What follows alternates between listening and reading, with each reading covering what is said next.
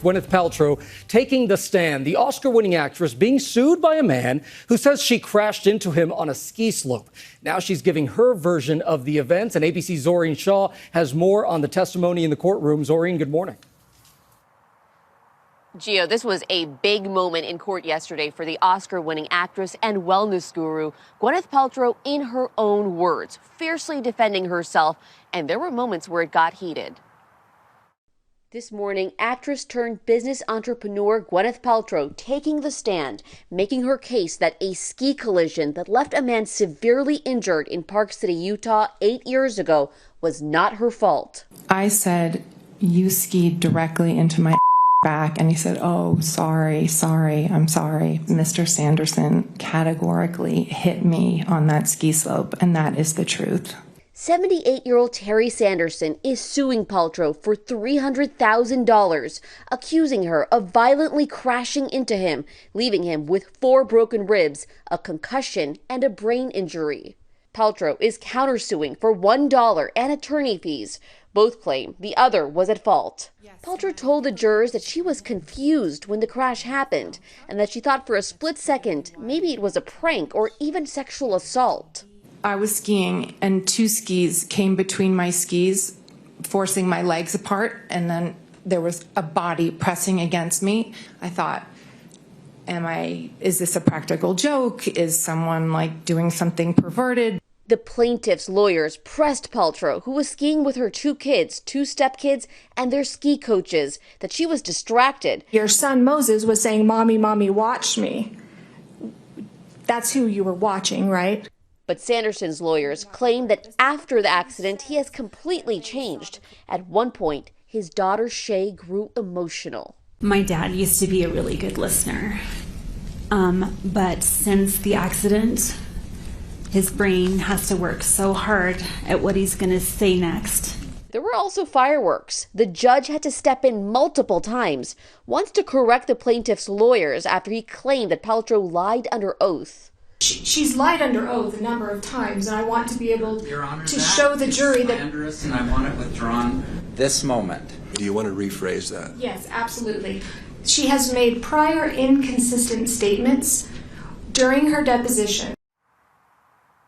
And another tense moment was over Paltrow's request for $1. Sanderson's lawyers are saying if he loses, it is going to be a lot more, including a large sum of money for her lawyer's fees. The trial resumes on Monday, and Paltrow's children and husband are expected to testify.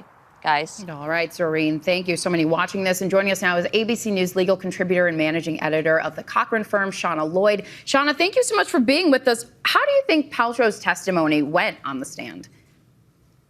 Gwyneth did a great job on the stand. She was clear, she was concise, and she stuck to the facts. She also didn't allow the plaintiff's attorney to provoke her into an emotional response, which is really good whenever you take the stand. Now, to that point, we heard from Terry Sanderson's daughter, who was emotional, talking about his injuries and how he's changed after the accident. How effective was her testimony? And talk to us more about those emotions that you said, why that could be important to not show so much. Absolutely. When Sanderson's daughter took the stand, not only was she emotional, she was actually extremely combative with the defense attorney, which typically does not come off well to the jury. The jury wants to hear the facts. They want to know what you know and what you're expected to tell them. When you get combative with the attorneys, it doesn't usually bode well with the jury. And what can we expect, do you think, from Terry Sanderson? He's the man who is suing Paltrow. And there is that email that he sent to his daughters that lawyers have said where he says, quote, "I'm famous." That's going to not play well with the jury. The jury wants to know that you're actually injured and that you suffered these injuries that you're claiming that you have, the traumatic brain injury, the personality changes. That email flies in the face of that. It seems more as though this may be a frivolous lawsuit. So that's going to be hard for him to combat. But the only thing that he can do is take the stand to address that. As we just heard Zoreen talking about the issue with Gwyneth Paltrow countersuing for just $1. Obviously, as Zoreen said, if Terry Sanderson loses, his team's saying it's going to be much more than that. What do you make of that argument? You know, that's very standard. In all of these cases, when we have a prevailing party, they are typically entitled to attorney's fees. So what they're trying to highlight is though she's going for this additional money, but it's typically required by the statute. It is allowed, and it's often expected in a case of this type. And do you think that she needed to testify, Shauna, real quick? Absolutely. She needed to testify. She needed to give her point of view. She needed to look at the jury and state her case. It's very important in cases like this. When it's two individuals that were present for an incident, the juries want to hear what they have to say. Because there's so much he said, she said. Shauna Lloyd, thank you so much for being with us this morning.